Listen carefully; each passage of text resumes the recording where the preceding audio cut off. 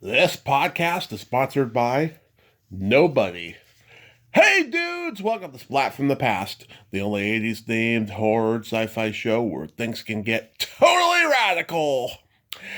Now, I am so excited for today's show because I will be talking to a pioneering woman in the world of film, and I am talking about Caroline Pfeiffer, producer, film studio mogul, publicist, author. Oh my God, she produced six great films with Alan Rudolph, including Rhodey, celebrating its 45th anniversary. I love that movie.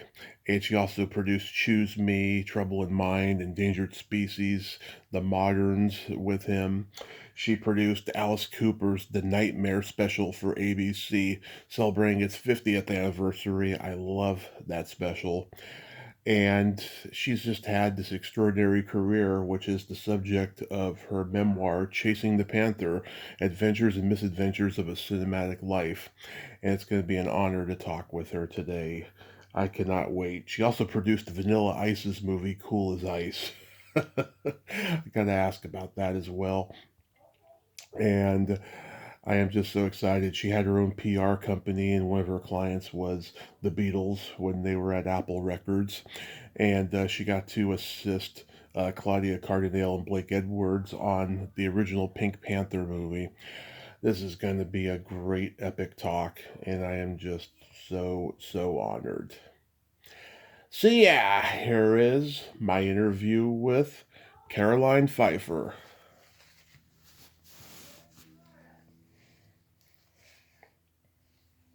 Hey, Caroline, welcome to the show. How are you today? Hey, Tommy, I'm fine. So nice to speak with you. Yes, I can't tell you what a great honor this is. Thank you so much for coming on today. Oh, please. The pleasure is entirely mine. Thank you. Absolutely. So, going back in time, what was the first movie that impacted you as a child? Ah, such a difficult one. I'll answer in a roundabout way. Uh, Probably a B Western. I can't actually answer that because I can't pick out one. Well, maybe something like Gone with the Wind because the impression was huge and lasted for decades and still today. Yeah. But I lived in a small town in rural in rural North Carolina, and we would go to the movies on Saturdays to see two features, and the first feature would be a B Western with people like Lash LaRue and Roy Rogers, and and we were given 25 cents, Hmm. and the entrance for a film was 9 cents, and then there'd be like 6 cents left over, and we would use that to buy popcorn. Wasn't quite enough money, so I can't. There's so many films I love. I can never say what's my favorite. Yeah, I totally get that. I mean, I have my top 10 listed, everything, but yeah, it always expands. It's tough.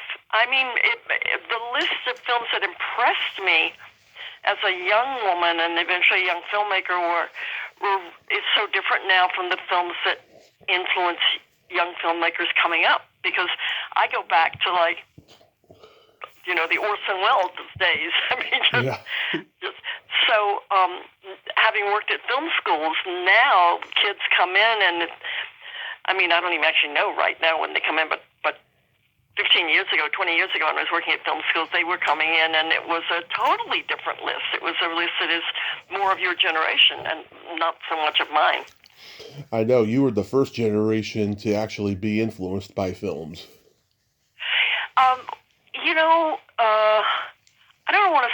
I want to say films from the get-go influenced people, but I would say when I was a young woman, when I was a student, there were no film schools. I was pre-film school, Right. so my learning curve was more like an apprentice. It was real life, and now. But then later, much later in life, I worked at film schools. I worked at the American Film Institute Conservatory. I worked at the University of Texas in a roundabout way. I ran a program there for film students to apprentice and intern on professionally made pictures. I was the founding president of Los Angeles Film School.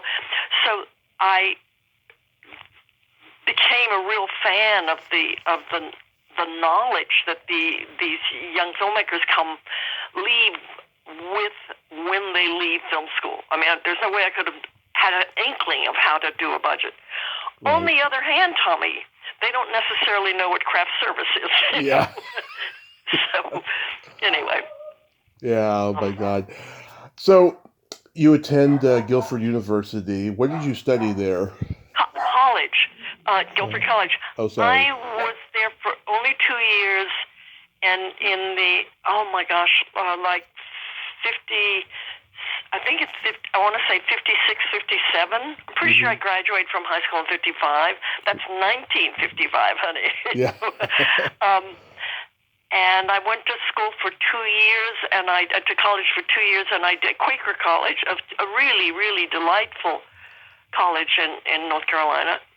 And I worked then for a year in Greensboro, North Carolina. My first job was I was an assistant window decorator in a department store. Mm-hmm. And I made minimum wage, which at the time was $40 a week. And wow. I managed to save money on that. Can you imagine such a thing? Yeah, I can't. And then I went to New York by train and landed on my feet and started working there. First as a receptionist at a famous cosmetic company on Fifth Avenue called Helena Rubinstein. Mm-hmm. And again, I saved my money and eventually then got to Europe and started working in the film business. Wow. And then you start assisting Claudia Cardinale in Europe. And among the films you worked with her on was The Pink Panther. I worship Blake Edwards. I've gotten to know his daughter, Jennifer. She's been on the show twice. Tell me about that experience. Wow, I haven't seen Jennifer since, well, I mean, she was, I think, practically an infant in those days. Yeah. So, but ironically, Omar Sharif's son called me yesterday. Well, actually didn't call me. He messaged me yesterday. Mm-hmm. He lives in Spain now. Claudia Cardinale, it's pronounced with the E, Cardinale. Cardinale. It was her first English language film. And working with Blake was, I mean, he was fantastic. I mean, first of all, he created a wonderful atmosphere on set. So it was a happy place to be in. What was really extraordinary, though, was the debut of Peter Sellers and Blake creating the character of Inspector Clouseau. Right. And so watching them create this character was just fantastic, to see these two great talents. I mean, you never know when you do a film how it's going to end up and how it's going to be received and how the critics and audience are going to like it. But this one felt really good. Blake would have I think I can't speak for later, but he would have a game for each film, and on our film, it would be in the studio or on set. On our film, it was billiards or pool, mm-hmm. so that in between takes or whatever, people could go off, the actors and the department heads or whoever could go off and shoot some pool just to relax a little bit, that kind of thing. Yeah. And we filmed, now I have to remember because it was a long time ago, we filmed in Cortona. We did the exterior snow scenes. We did a little bit of filming in Paris. And then we were back in Rome in the studio. And, he was a genius. I mean, he was just a comic genius. He was great. Yeah. He was a master craftsman, and he knew how to tell a story, and he had a great sense of physical comedy in his actors. I mean, he was just the greatest comedy director there ever was, I feel. And he gave you your first joint, right? Yeah, so is that from my book? Yeah. Okay. I heard you tell the story. He did, the rascal. So, I didn't remember who was in the book. Tell me about Jennifer, though. How is she now? She's certainly a very grown-up person. Does she live in Los Angeles? Does she work in the business? She does live in Los Angeles. Yeah, sometimes she's acting, sometimes she's doing other things. But she goes on podcasts, and talks about her dad's legacy. She wrote an erotica book about a decade ago. Okay. And does she have a pretty good relationship with her stepmom? Oh, Julie. Oh, it is tight, very tight. Oh, good. Yeah. Glad to hear that. She loves her. She loves her stepmom dearly. That's great. Yeah. Yeah. So were you there when the infamous incident happened involving David Niven and frozen genitals? No, I don't remember that. Okay. Maybe I was. I just don't remember it. I was there in the scenes when Claudia was working, because I was Claudia's. Well, we were secretaries then. Now it would have been assistant. No, tell me about that. Okay, Robert Wagner has told this story many times in interviews. He told it on Gilbert Gottfried's podcast, which is not surprising. So I'm paraphrasing, but David Niven was doing the ski scene. They were up in Colorado or whatever it was. No, we were in Cortona del Pezzo, which is the Italian Alps. Right. Okay. And he had his fly down while he was skiing, so his genitals froze. So he had to get a cup of warm water and go to the bathroom and rectify the situation. I actually don't remember that, but I may not have been there for that scene. I'm sure I heard about it. I'm sure you did, because, yeah, it was pretty infamous. Well, I have to tell you that David Niven was truly one of the nicest people I've ever met in the business. I mean, he was just, he was a charming man, but he was really genuinely kind and very, very nice to everyone. And all the years that I've worked in film, my mother has really not been impressed with anyone except David Niven. She had a huge crush on David Niven.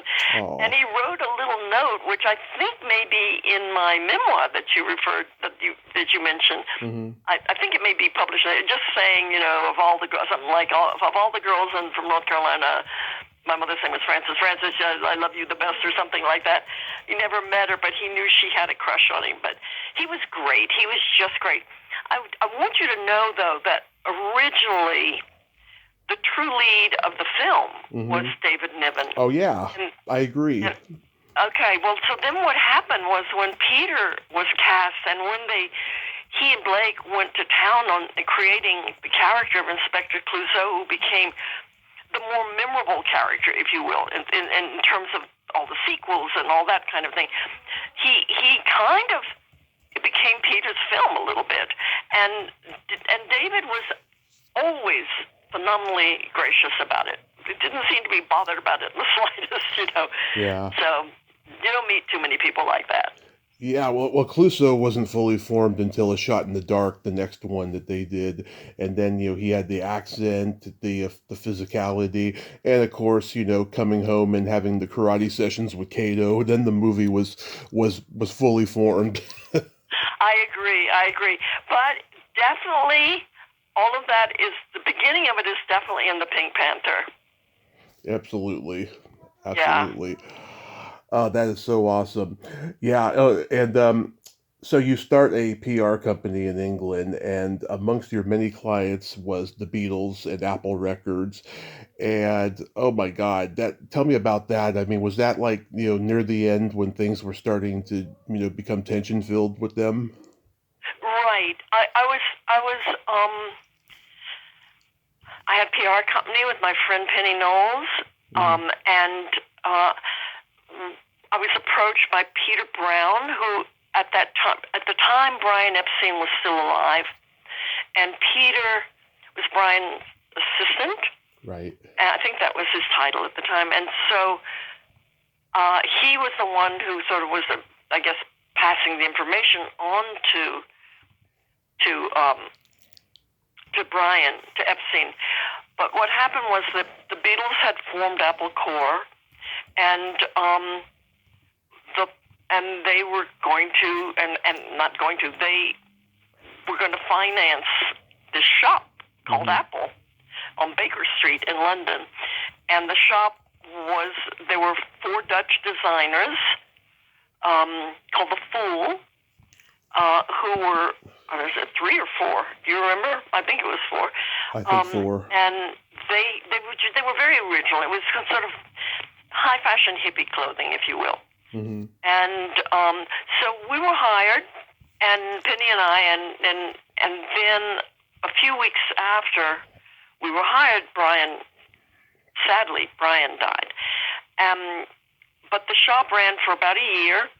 It was a real interesting curve for me because I learned the value of publicity and marketing for selling things, like clothes, and how it could, if you had a feature on the fashion pages of the newspapers. Back in those days, there were, I think it was 9 daily papers in England, in London, 7 in the morning and 2 in the evening kind of thing. And so the boys, we call them the boys, were interested. They didn't really get involved that much in the shop, but they definitely knew what was going on. It was the first venture of Applecore, and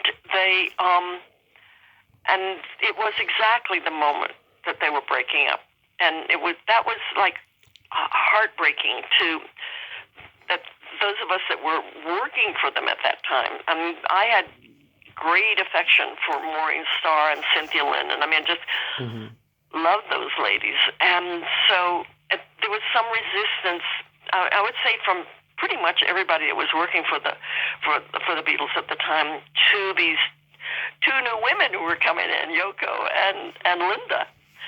With the passage of time, of course, that changed. But Maureen and Cynthia were Liverpudlian gals, and they were so much fun, and they had that same kind of wicked Liverpudlian humor that the boys had. Yeah. So, yes, and then we were there when the shop was just going into the hole financially, and so it was shut down. And they did come the night before, and take anything they wanted from the shop, which was cool. Yeah. And then the next day was sort of like almost a giveaway to the public. So again, that was it was what it was. But it was definitely a moment in time, I'll tell you. Yeah. So yeah, that's so awesome. I'm sure you can remember when the Beatles were first on Ed Sullivan. Of course. I mean, they still replay that, don't they? Oh yeah. Yeah. That's there forever. But I love that. Didn't you like the Peter Jackson film 2 years ago, whenever it was? Yeah, I thought it was decent. I thought it was better than the Rick Rubin documentary where it's just him and Paul. I found that one to be a little bit boring, but yeah, the Peter Jackson was good. Oh, I didn't see the Rick Rubin.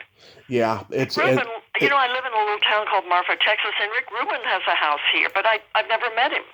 Yeah, it's endless. It's like a mini-series documentary of just the 2 of them talking and showing like clips and playing recordings and stuff. I mean, it's good, but I don't know. For me personally, I just thought it was boring. So where do you see that? Where do you find that? Oh, I can't remember. I think it's Hulu or something like that. This is like 4 years ago, maybe 3.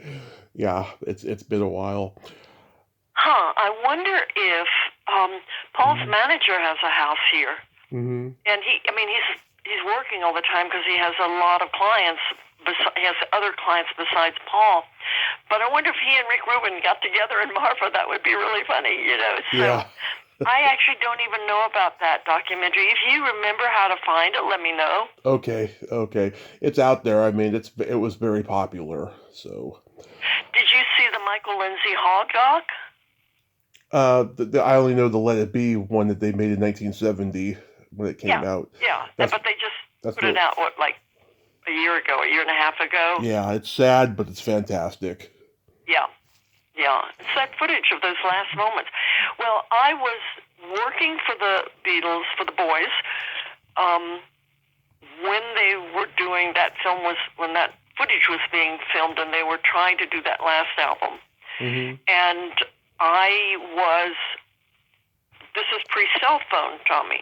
Mm-hmm. So I was away from the office, and I somehow got a message or went back to the offices and was saying, go straight to Apple or go straight to Wilton Row because they're going to the boys are going to play on the roof. Mm-hmm. And because I was doing publicity, I was a PR rep for Apple Corps Company. They wanted me to get down there because the press was arriving.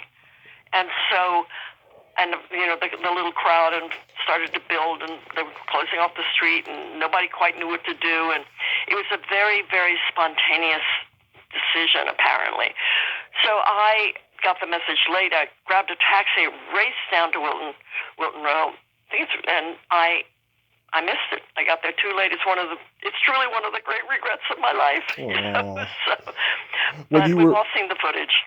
Oh, when you were there at Apple, was Chris O'Dell still the secretary? Oh yeah, I remember Chris O'Dell. I've had her on. Yeah, she's got a book out about the whole experience and being a rock manager for the Stones and so many people afterwards. Yeah, she's a great lady. I'm sure I've met her. I don't remember where or when, but I definitely know her name. Mm-hmm. And I did not know she had a book out. And Peter Brown has a book out too, which again I haven't read. But I guess so many people have written about it because it was, in the world of rock and roll, it was a momentous occasion. Oh yeah. Yeah. So how did you come to meet Shep Gordon and start Alive Films? I had this PR company in London. Right. And we represented a number of American PR agencies. They didn't have London offices, and so they would hire a London office. And we represented at least 3 big agencies. Mm. And one of them, now let me just think, I have to get my memory. I think it was the first one was something called Saltus and Sabinson, who also represented Barbra Streisand and Frank Sinatra. I think originally they were handling Alice. Alice was just breaking, Alice Cooper. Yep. In America and coming to England. And so they asked us to represent Alice. So that's how I first met Shep. And then we got on. Then he came back again. They came back.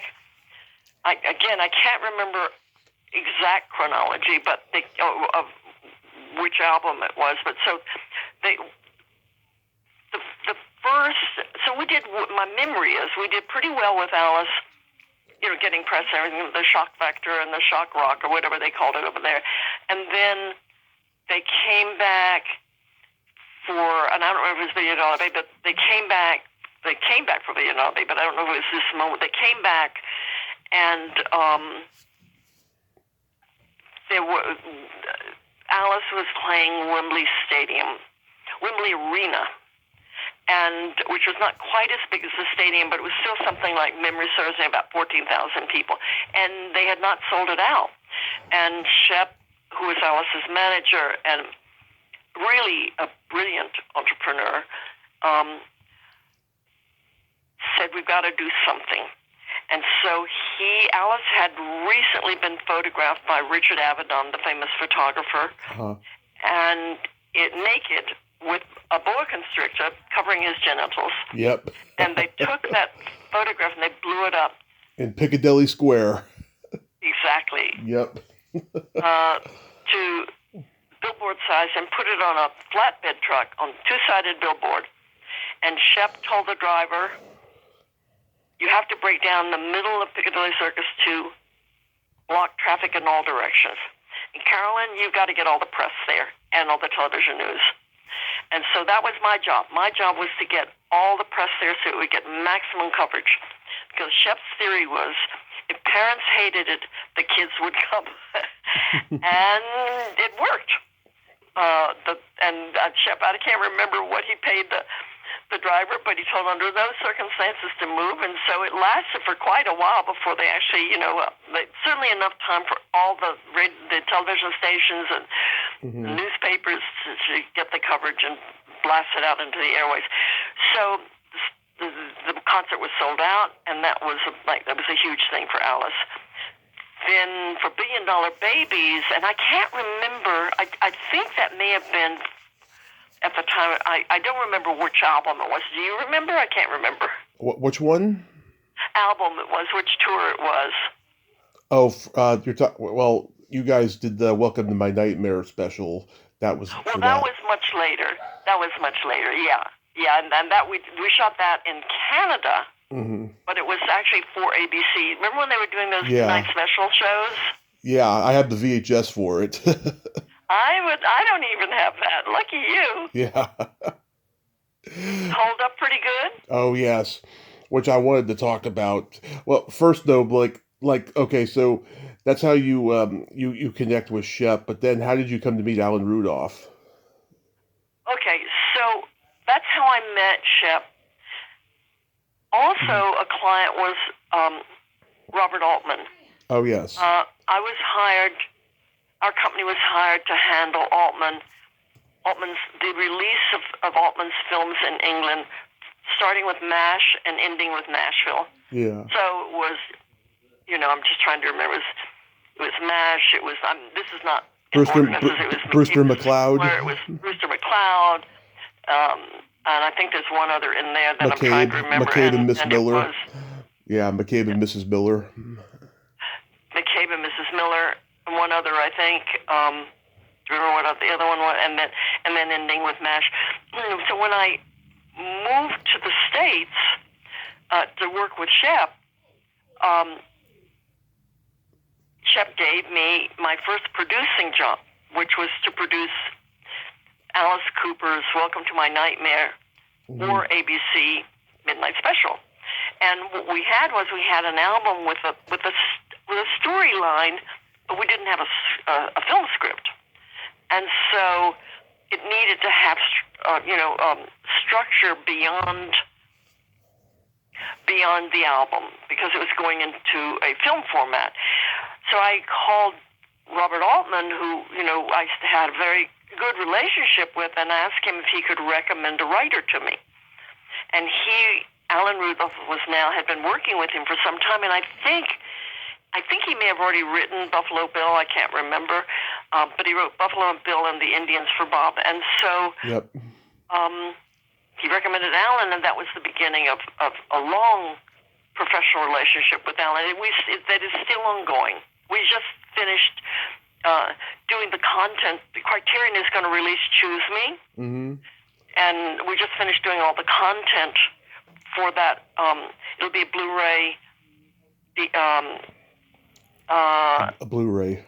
Yeah, and there's also going to be a Rudolph retrospective, I think, later in the year. Love it. The other films, yeah.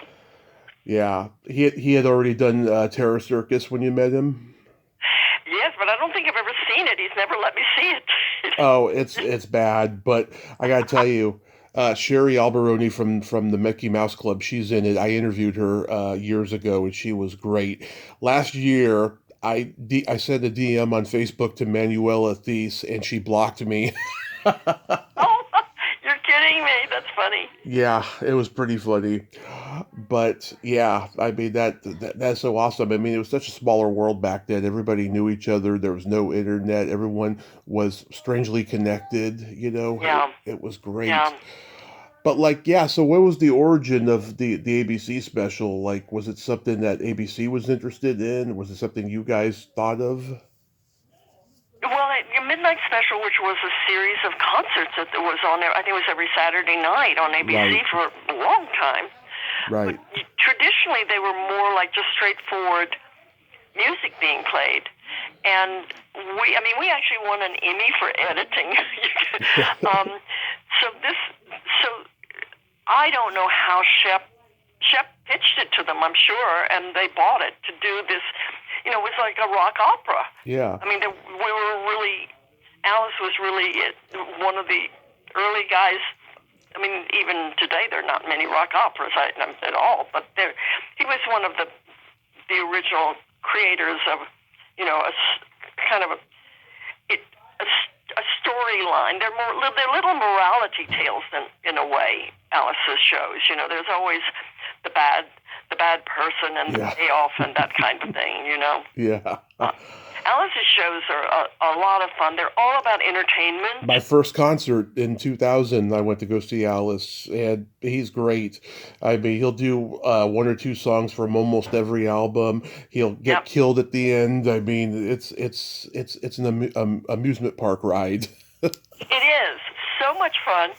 I went to see him last year, or maybe it was 2 years ago. So since COVID, I can never remember exactly when things happened, if it was a year ago or 2 years ago. But and he was playing El Paso of all places. Mm-hmm. Of course, filled the stadium. Yeah. And he's great. I mean, Alice is in his 70s now, but like Jagger, he's just, the energy is fantastic, and he puts on a fantastic show. He's a little guy, he can get away with it. He is a little guy, and high energy. Hasn't drunk in years. He was a big drinker when I met him, but he doesn't drink at all now. And he's obviously healthy, because you can't do that. You can't do that unless your stamina is like solid. But the show always goes on, and he always delivers, and the fans love him. The music's great. I mean, he's one of the nicest people I've ever worked with. I love Alice. Yeah, I mean, I worship the guy. My dad got me into him early on. He had all his vinyl albums. I know the lyrics to every song. Oh my gosh. I mean, I did his songs in karaoke. I love Alice.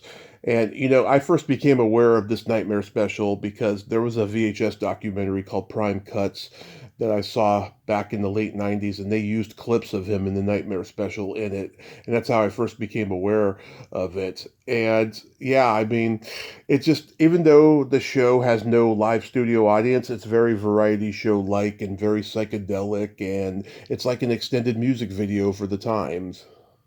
Well, exactly. We were really very early creators of that approach to, rather than just straightforward the band on a stage playing songs. There was. You're talking about the Nightmare special for yeah. ABC. Yeah. Yeah, I mean, it is a little morality tale. It's a little rock opera. It has a storyline. Yeah, I can remember the first time I ever saw any clip of it was on Beavis and Butthead in 1993 when I was 10 years old. They showed the Welcome to My Nightmare opening sequence in music video form and stuff. And my dad my dad, being the Alice fan that he is, he never saw the special. It's so weird. I guess, he was, out being wild at that time, being a teenager. He didn't get to see it. But yeah, I was just always, enthralled by it. And now, did ABC raise concerns over, certain lyrics of the songs? So it seems like, he had to change lyrics. I can't tell you specifically, but I can definitely tell you that, whatever they call it, broadcasting standards or something. Standards and practices. Standards and practices was standing over our shoulder at all time, and we had to adhere to whatever. Well, it was you had to, or otherwise you wouldn't go on the air. And my memory is this is before the whatever it is, the 10-second pause that they do now, or whatever they do now. I have no idea. Well, now what they do is, especially with live, I guess only with live programming, there's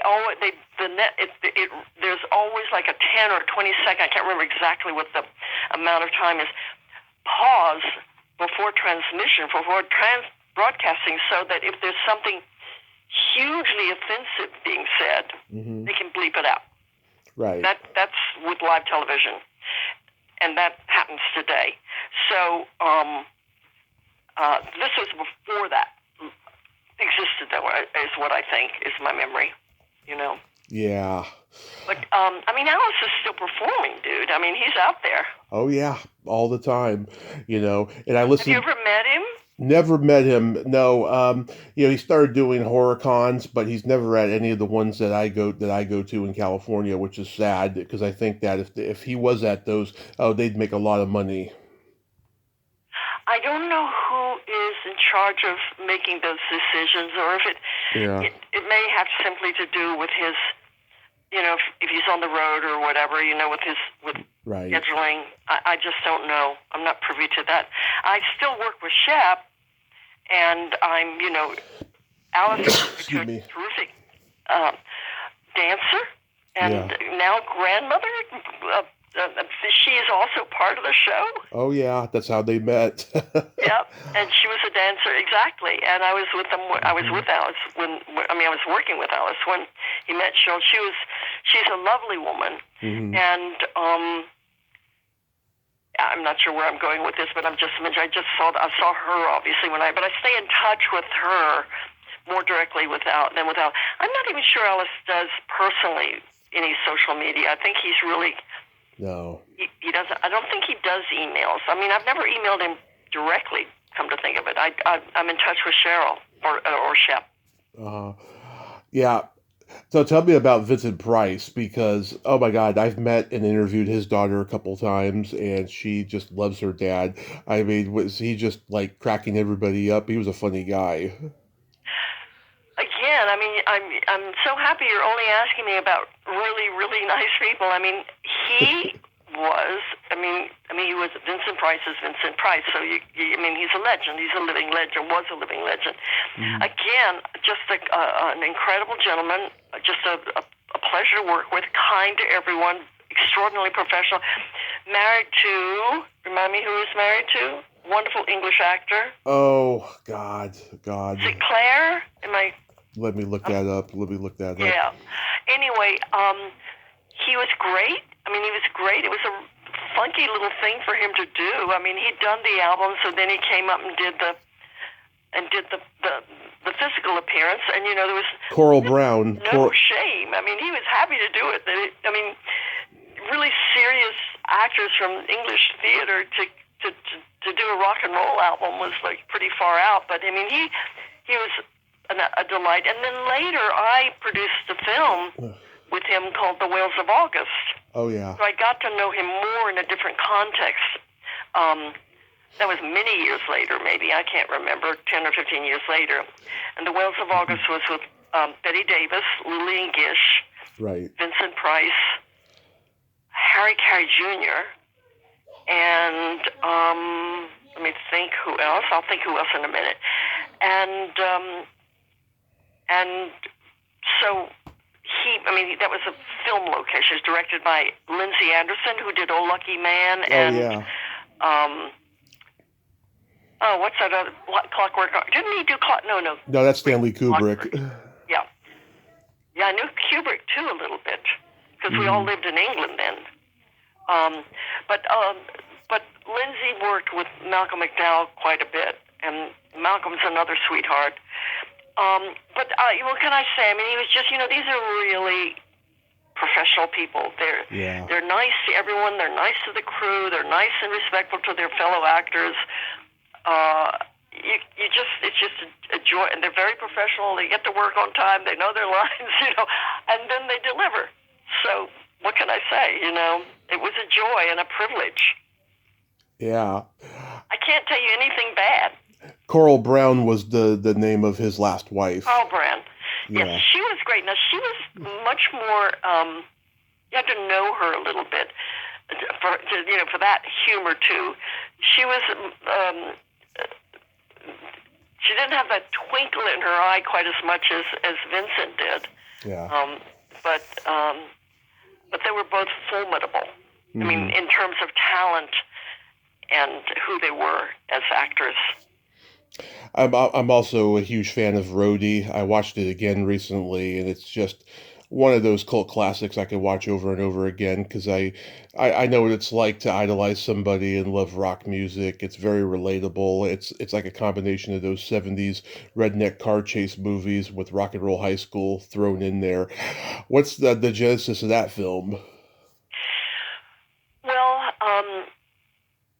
I too have recently seen Rhodey because I've been out when I was out promoting this book of mine called Chasing the Panther: Adventures and Misadventures of a Cinematic Life. I'm going to plug it. There were different film societies and museums had these, 2 or 3 day. They were honoring my book, which was great, and then they would also show films, and so they showed Rhodey a couple of times, and so I've seen it recently, and it really does hold up, doesn't it? It does. And, I talked to Sonny Davis, who played Bird a couple of years ago. I love Sonny. Sonny came to the screening in Austin. Sonny is He and I did the Q&A together. Yeah, he is just a modest, humble, sweet guy. I just love him, and just, everyone knows him as that rude customer in Fast Times at Ridgemont High, but he really is just a sweet man. And funny. Very funny, very funny, Well, so the genesis of Rhodey is, Salman King came to me.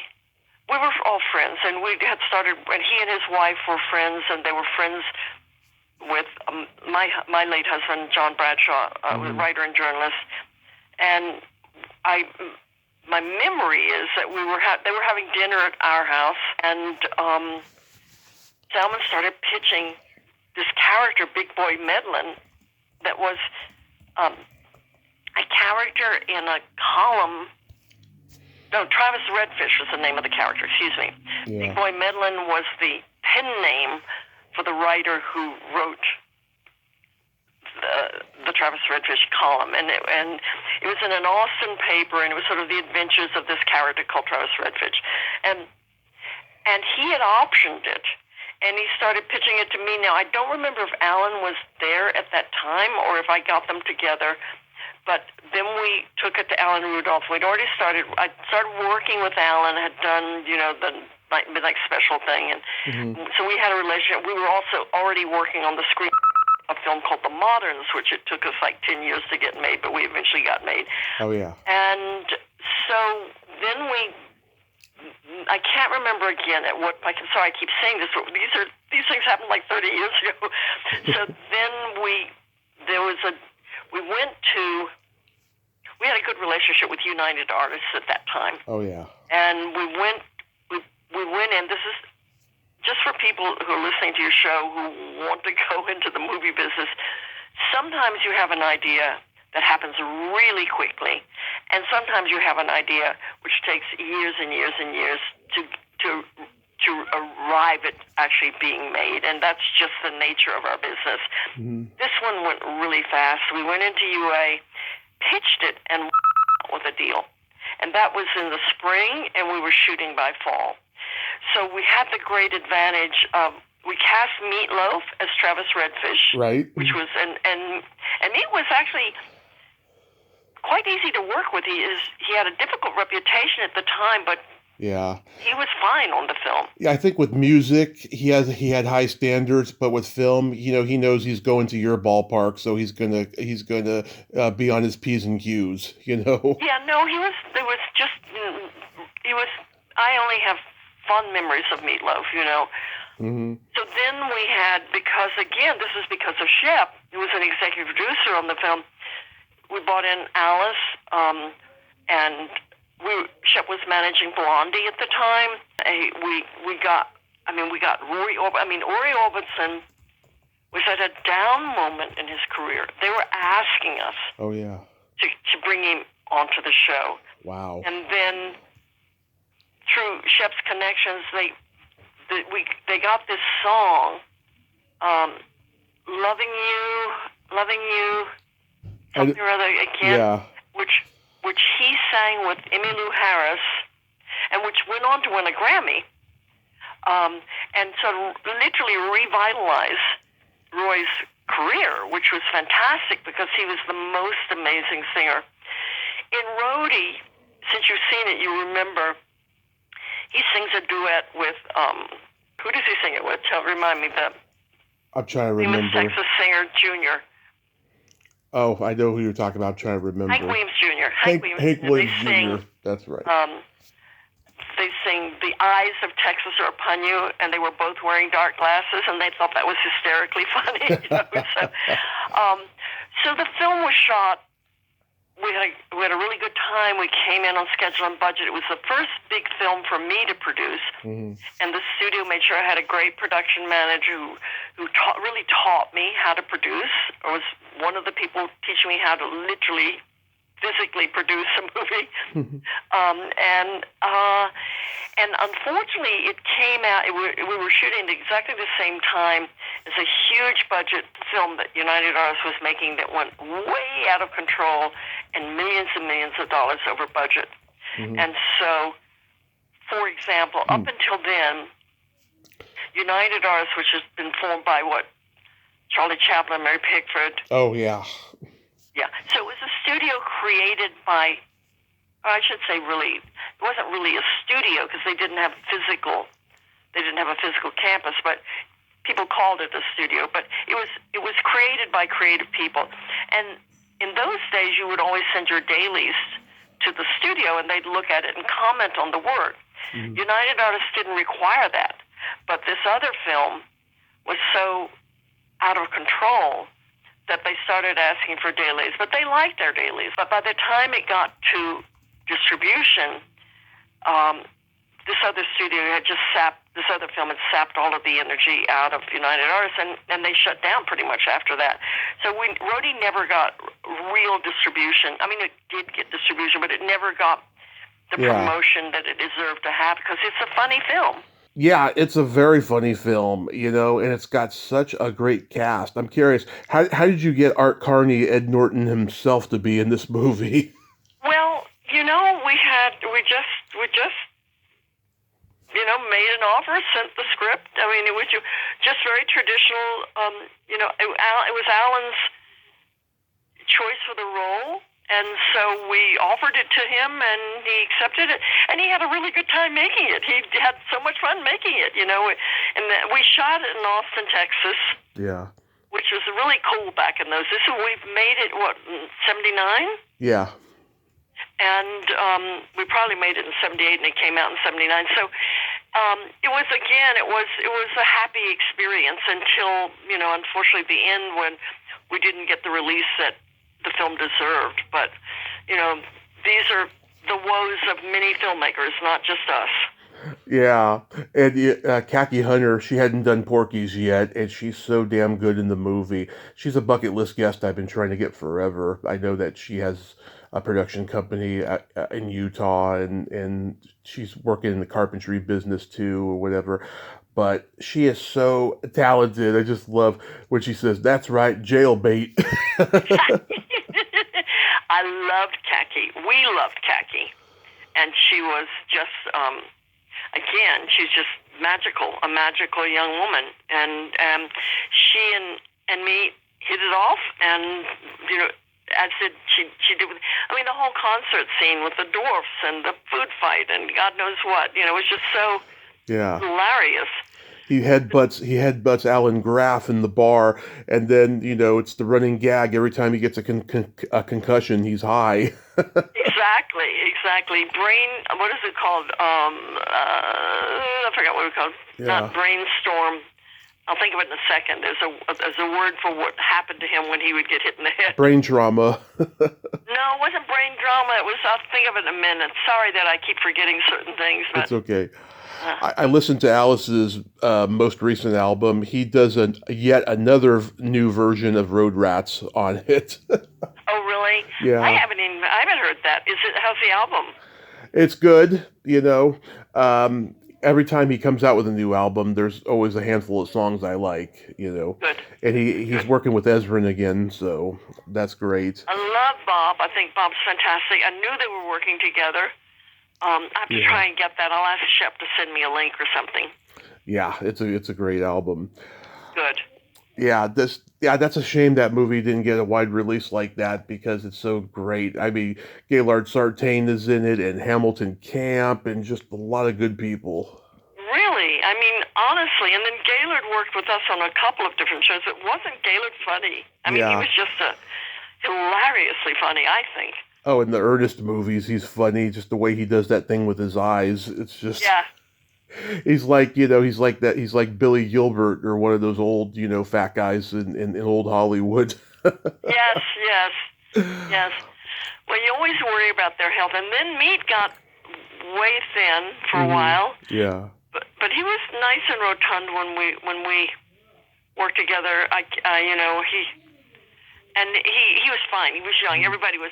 He had, I think, you'll correct me. He had some issues with the album, his album. Bat Out of Hell? Yeah. A fantastic album. I know he did 3 of them. Yeah. But he was having some problems of some kind before the film, and I think he was having some health problems, but he was fine when he worked with us. Oh, okay. Yeah, I don't know anything about that, but I love how Alice, snaps his fingers on command, and there's all these security guards, including Kurtwood Smith there, and he's like, after him. It's kind of like when Wayne and Garth in Wayne's World are doing We're Not Worthy, and he's like, get these guys out of here. Yeah, it's like that. No, absolutely. It's all good stuff. I also love Choose Me, which you mentioned before. I relate to Genevieve's character in it because during the month of May, I do sex positivity interviews on the podcast, and I'm always... Yes. And I'm always having people emailing me or messaging me on Facebook asking for sex advice. I'm no expert, but I've been around the block, so I relate to that character very well. And I love that Ray Dawn's apartment has old Hollywood movie posters, including Don't Bother to Knock, which is one of my favorite Marilyn movies. Wow. Well, you know your stuff. Yes. Well, some of that, Choose Me was very low budget film. Do you know the story of Choose Me at all, of how that came about? I heard Shep tell it to Mark Maron on his podcast years ago. It had to do with a song, right, from Luther Vandross or something? Yes. Teddy Pendergrass was a client of Shep's, as was Luther. Mm-hmm. And Teddy was in this terrible, terrible car accident, and he was left quadriplegic. And there was no health insurance. There was nothing to take care of all of his bills. And so Shep went to his record company, and they were not helpful. And he got out the contracts. And this was a time, Tommy, when soundtrack albums were like really big.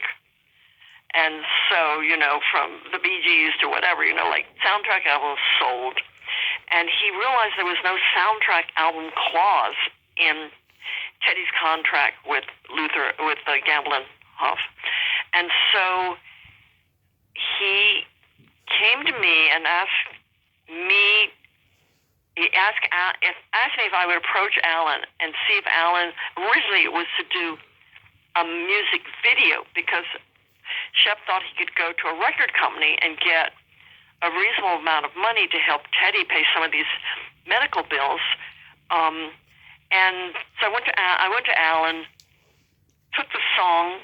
He'd gotten this song from Luther, Choose Me, gave Alan the song, and said, do you think you can write a script, a story around this that we can shoot, a long music video with? Alan listened to it, came back and said yes. Went away for 3 weeks. He came back and said, here's the problem. It's a feature film script. It's not a music video. Took it to Shep. Everybody loved it. And we were just forming Island Alive with Chris Blackwell at that time. So we gave it to Blackwell and said, we need the money. We've got our first feature. We wanted to be Choose Me with Alan Rudolph directing. And here's the screenplay. Chris said, yes, you're on. And our original budget was just over $700,000.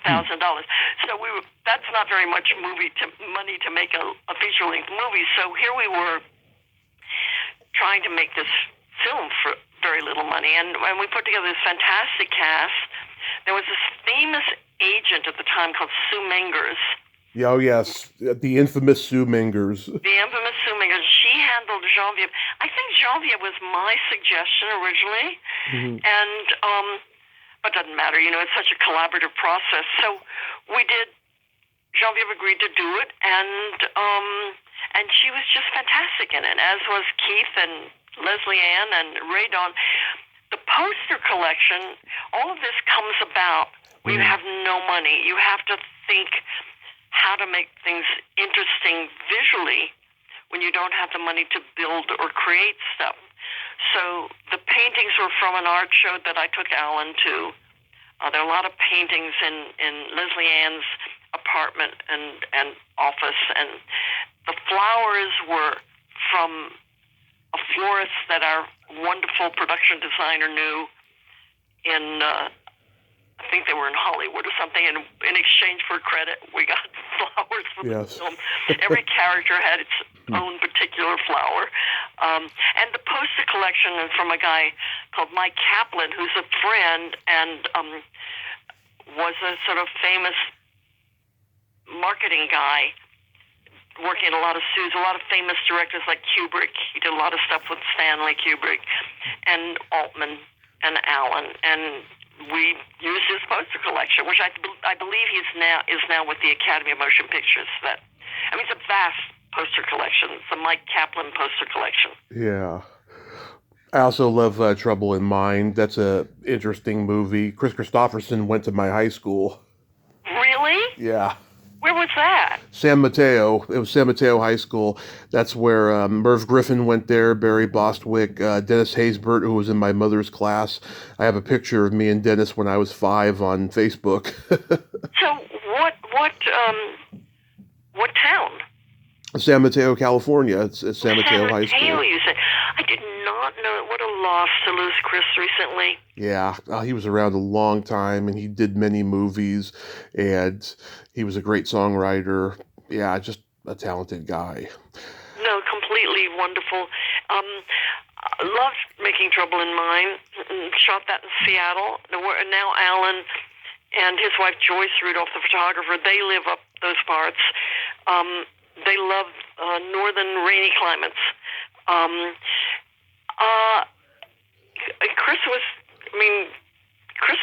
Everybody was, and by this time we were doing, every film we did was with Genevieve. So Genevieve is now also in Trouble in Mind, and then later she's in the Moderns, and we'd always figure out a part for her.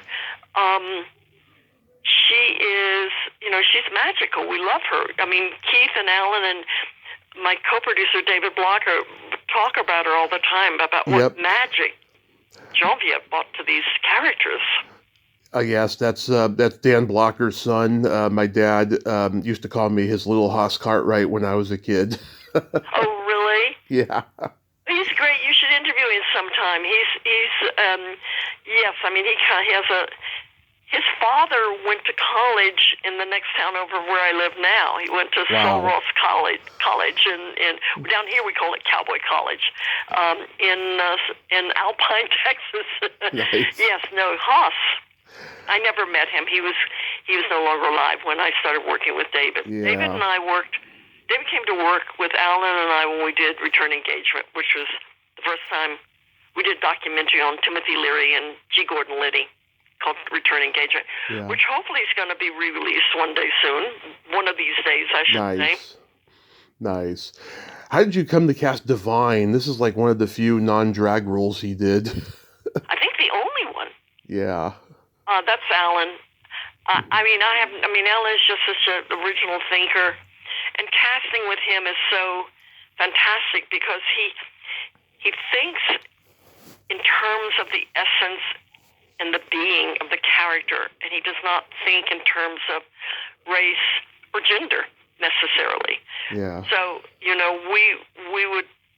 A character would be written, and then Pam Dixon, who cast many films for us, and then went on to cast films with Alan when I was no longer producing all of his films.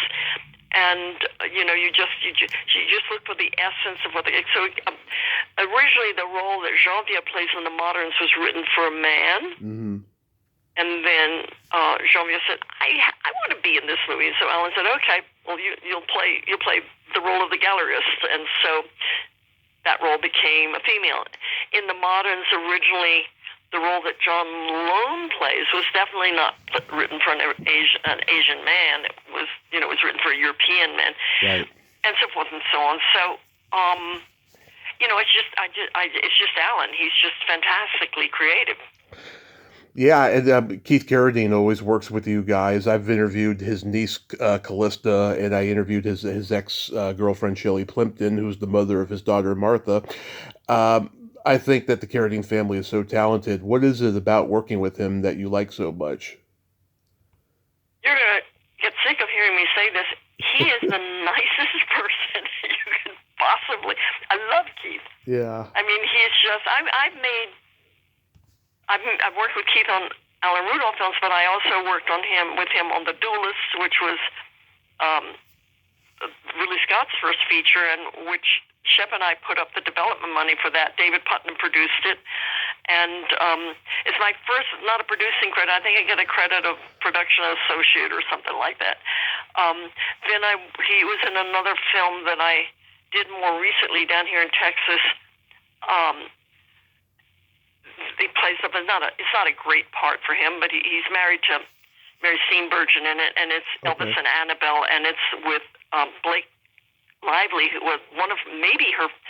It wasn't her first film, but I think it was right after the Traveling Pants pictures. Right. I mean, she wasn't 21 yet, you know, and Max Minghella, and I don't know what's happened to Max. I've kind of lost him.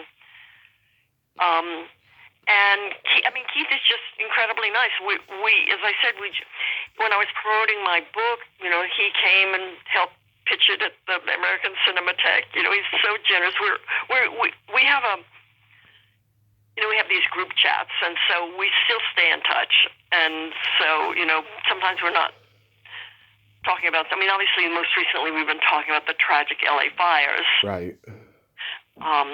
And Keith lives in Santa Barbara, and Alan and Joyce are up in Bainbridge, and Shep is in Maui. So, and I'm in Texas, so none of us are in them, but we all have family. I mean, I'm pretty sure Keith told me that his brother Bobby lost his house.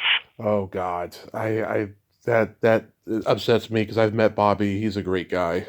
Lovely man.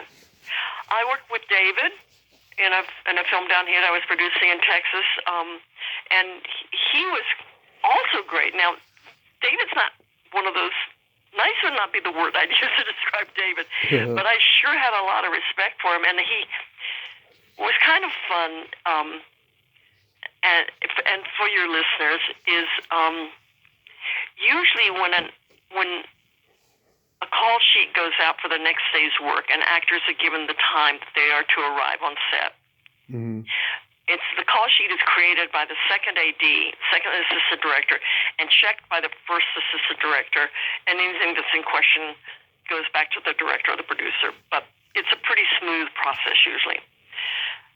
ADs like to make sure that the talent gets there in plenty of time so that the crew is not ready and waiting for them, because they would all be fired if that were the case. So ADs usually have principal actors come in before they're needed. So, you know, the actor will arrive, go into makeup for an hour, sometimes for the longer, sometimes a little bit shorter, but let's say hour and a half. And then sometimes they just have to wait around for a little bit until the director's ready for them to start shooting the scene. So on Caveman Comedy, Homo erectus has changed its title a number of times. Adam Rifkin was the director, and David Carradine, and we were shooting in Austin, David Carradine was always late. Mm-hmm. But he never held up the shooting. He would just arrive late, so the ADs would get panicked because David was supposed to be there at 8 or 7:45 or whatever to go into makeup and wardrobe, and then he would arrive at 9. Right. So after I'd studied it for a while, I realized that because by this time he had done maybe 100 motion pictures, he understood the rhythm and timing of a set, and he knew that they would not be ready for him before 10, so he was not going to get there at 8. He would get there at 9:30 and be ready by 10. And once everybody understood that, they stopped panicking. Wow. And finally, Cool as Ice. Well, when that movie came out, I was excited because me and my brother are huge Vanilla Ice fans. I didn't see it until years later, but I'm curious, how did you get involved with this? film, my memory is that Shep was friendly with Ice's manager, and that was a film that, and I think we took it to Universal, and at that time he was hugely successful for like a year, right? He was like the biggest act in America, and it was the height of that, and so Universal greenlit it. We got a script written. We were shooting. Everything was going okay. I mean, there were a bunch of kids, but they were fine. They hadn't learned real professionalism yet, but they were fine. And then I remember the phone ringing in the middle of the night and being told that Ice had pulled a gun on some kid in a parking lot in San Fernando Valley, and that was the end of his career. Oh my God. Yeah. You can't do that to the fans. Yeah. So the film came out, and I mean, it was never an ambitious film. It was a simple film for young audiences, and I thought it turned out okay. I haven't seen it in years. How does it look? It's been years since I've seen it too. I just remember when he says, "Yo, baby, why don't you drop the zero and go for the hero?" I don't remember who wrote that. But David Kellogg directed, and he was a big director in music videos, and a really nice guy, and very professional. And it broke my heart because I mean, literally, he was never forgiven by the fans. That was the end of his career. Oh yeah. I don't remember him being rude particularly. He was really shy, really young. Fame had arrived like a freight train and hit him and knocked him over. He wasn't a sophisticated kid who had any idea how to handle the level of fame that he got. No. And he was a white guy in basically black music, and so I guess he felt he had to like show toughness or something, Yeah. But anyway, I always felt he was more talented, that he would have been able to have developed that into something more than what happened. But I will also say to you, and I shouldn't say this, but I really felt he was being exploited by his record company and manager and everything. Yeah. Yeah. I know someone else who was on the exact same label as he was and felt the same way. I totally get it. It's a shame because these are young, these are kids that haven't been around the business. They have no idea how anything works.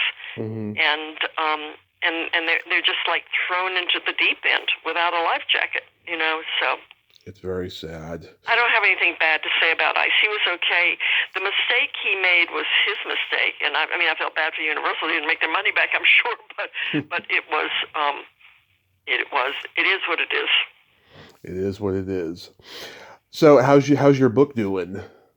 My book's doing pretty good, and there's some people have optioned to do a documentary. It's far from it's a long ways off, but I wrote it with really talented co-writer named Gregory Collins, and it's the story of my life as a young woman when I first went to Rome and worked on films like 8½, and The Leopard, and then went to Paris and worked with people like Alain Delon, and then started working for Omar Sharif, and then to London, worked with all these people that you mentioned, Altman, the Beatles, and many others, and it ends when I come back to America before starting to produce in the American indie world.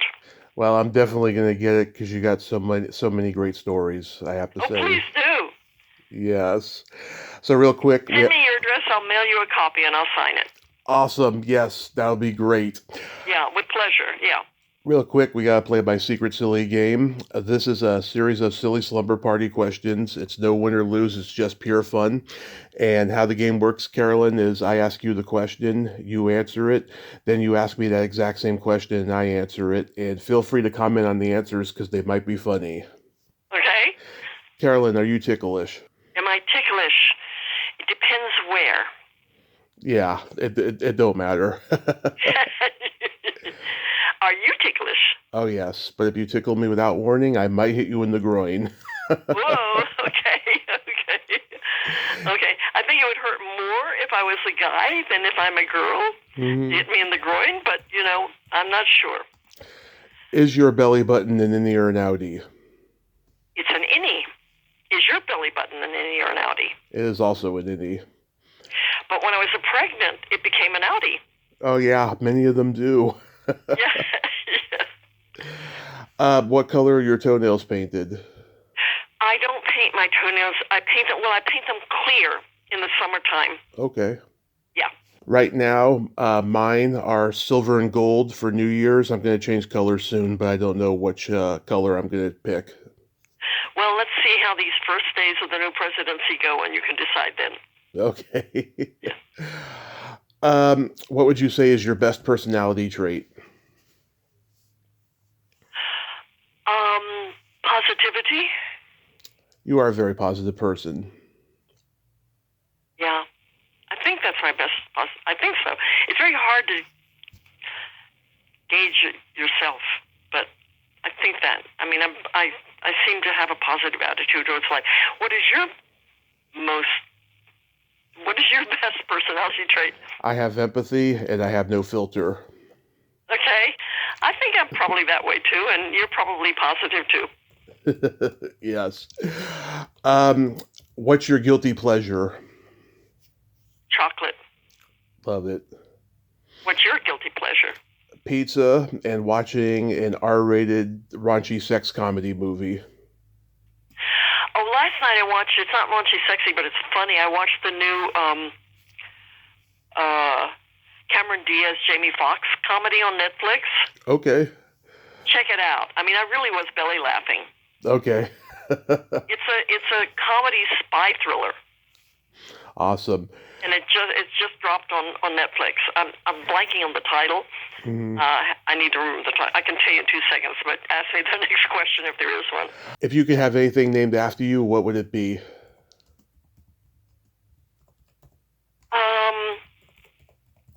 I suppose since there's a possibility of this documentary, it would be the documentary that I'm working on now. The two. I suppose that would have my name in it, but other than that, I don't really have. I haven't given that thought, so I don't have a wish for that. How about you? What would you like to have named after you? A vibrator. Okay. Okay. I'd call it the Tommy Chatsy. Okay. And then my favorite question, is there a stinky smell that just makes you gag? Let me think a second. I have a pretty sensitive nose.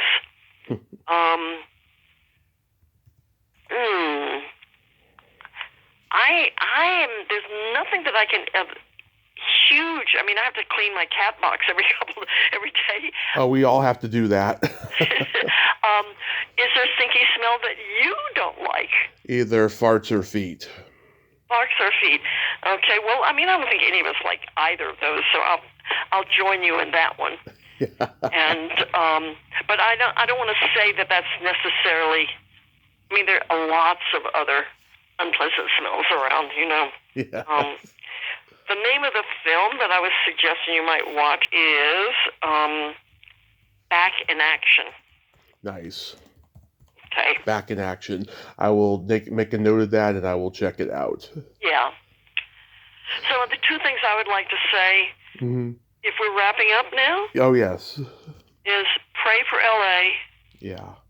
And let's pray for a good year ahead of us now. Here we are in January with an unknown world to deal with, and I don't know when this drops, but it was wonderful that the Israeli hostages were, 3 of them I think were released today, and that the Palestinian hostages were also released. And just pray for humanity, my friend. Yes, pray for humanity. I can't tell you what an honor this has been, Carolyn. Thank you for not only coming on today, but being the amazing pioneer that you are in film. Thank you so much, Tommy. I appreciate it, and it's an honor to be with you. And as I said, send me, text me, however you do it. Just send me a an email, and I'll get a book in the mail to you. Wonderful. Thank you. Okay. Have a great week. You too. Bye-bye. Okay. Bye. Well, there you have it. Caroline Pfeiffer, ain't she a sweetheart? Oh my God, isn't she fun? Isn't she awesome? Total free spirit. I freaking loved her, and I'm going to be glad to be getting her signed book. Also, I wanted to make a list. This is the movies that she distributed for Island Films. Kiss of the Spider Woman, Down by Law, She's Gotta Have It, Stop Making Sense, El Norte. My God, what an impressive list. She really is a pioneer. I enjoyed every moment of that interview. You know, it's funny, throughout the interview, she's saying this person was nice and everything. Let me tell you something, she is nice, and that's very rare for a business person in producing or being a mogul or whatever. It's very rare. Well, until next time, this is Tommy Throwback Kovac saying there's no shame in living in the past because the present sucks. Later, dudes!